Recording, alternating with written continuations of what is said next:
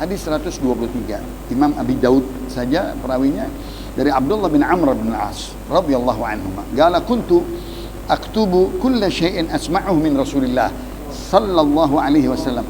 Uridu hifdhah. Fanahatni Quraish wa qalu ataktubu kulla syai'in tasma'uhu wa Rasulullah sallallahu alaihi wasallam basharun yatakallamu fil ghadab wal ridha. Fa amsaktu 'anil kitab. فذكرت ذلك لرسول الله صلى الله عليه وسلم فأومأ بإصبعه إلى فيه فقال اكتب فوالذي نفسي بيده ما يخرج منه إلا حق اللهم صل وسلم وبارك عليه وعلى آله.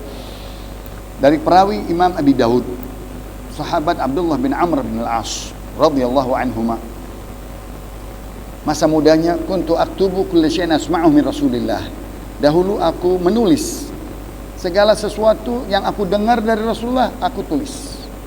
Menulis ilmu, menulis hadis, menulis ayat, asbabun nuzul dan lain-lain.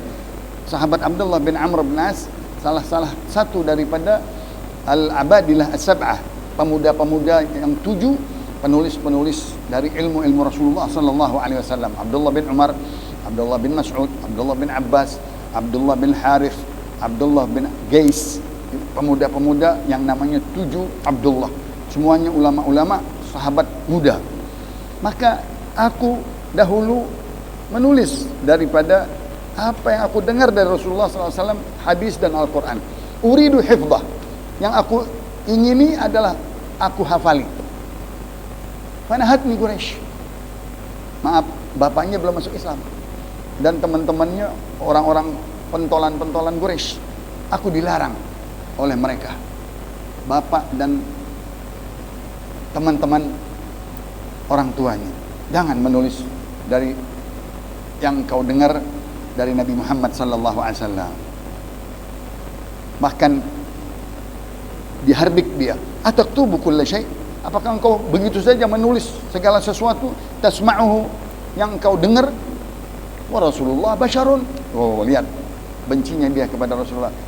Rasulullah manusia, engkau tulis aja semua apa yang engkau dengar dari Rasulullah, sedangkan omongan itu omongan manusia biasa.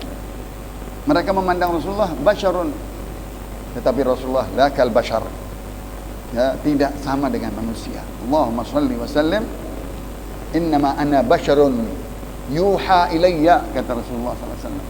Allah berkata, katakan ya Muhammad kepada mereka, aku manusia tapi aku diberi wahyu dari Allah Subhanahu. Apa ayatnya? La yantiqu 'anil hawa in huwa illa wahyun yuha. Aku tidak berbicara dengan mengikuti hawa nafsuku, melainkan adalah wahyu firman Allah langsung dari Allah Subhanahu wa taala. Maka mereka daripada orang-orang pentolan-pentolan Quraisy yang masih musyrikin, anaknya Abdullah bin Umar masuk Islam dahulu. Maka mereka marah sekali. Kenapa engkau tulis semua apa yang engkau dengar dari Rasulullah, sedangkan Rasulullah itu manusia biasa. Yatakallam fil ghadab war ridha. Dia berbicara dalam keadaan marah, dalam keadaan tidak marah. Engkau tulis ucapannya. Ini kebencian Quraisy, kebencian orang-orang yang belum masuk Islam. Tapi orang tuanya satu waktu Abdullah ini berkata, ya Rasulullah, doakan abahku biar masuk Islam. Kata Rasulullah, nanti bakal masuk Islam. Betul, di tahun ke-9 terakhir dia masuk Islam di Fathu Makkah. Setelah diserang, ditaklukkan kota Makkah, mereka Abu Sufyan masuk Islam, yang lain-lain Muawiyah, dan mereka ini pentolan-pentolan Quraisy yang dahulunya musuh diterima oleh Rasulullah, disambut oleh Rasulullah, masuk Islam semuanya, karena mereka termasuk ashabut tulaqa, mereka yang dibebaskan oleh Rasulullah. Kalah perang dengan orang-orang Madinah, ditaklukkan kota Makkah, kata Rasulullah, kalian semua bebas, mau kembali lagi ke agama kalian, mau menganut agama Islam, engkau pilih sendiri. Akhirnya semuanya masuk dengan akhlaknya Rasulullah sallallahu alaihi wasallam, orang-orang tua mereka. Dia menganggap Rasulullah basyar, berbicara dalam keadaan marah atau dalam keadaan ridha. Tidak, Rasulullah sallallahu alaihi wasallam dia menjawab di dalam salah satu hadisnya, aku tidak berbicara dalam keadaan marah semau hawa nafsuku. Allahumma shalli wa sallim, ya. Tidak, Rasulullah SAW orang yang betul-betul bijak, ya, wibawa, dalam keadaan apapun ucapannya tidak membawa hawa nafsu dan syaitan, apapun iblis, tidak berbicara dengan benar, dengan hak.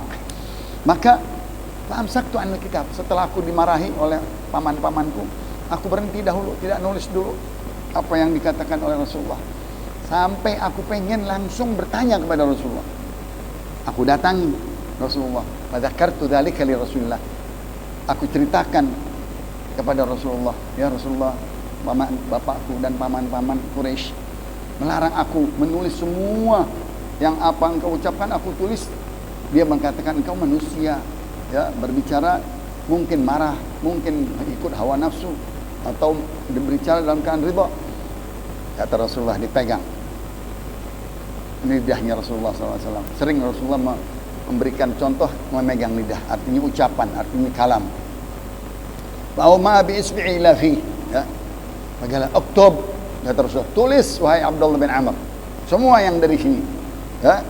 Wa walladzi nafsi biyadi, demi nyawaku di tangan Allah Subhanahu wa taala, ma yakhruj min hadza illa haqq. Allahumma salli wa sallim wa barik alaihi wa ala alihi. Tidak keluar dari mulutku ini, dari lidahku ini, semuanya yang pasti, yang hak, yang benar.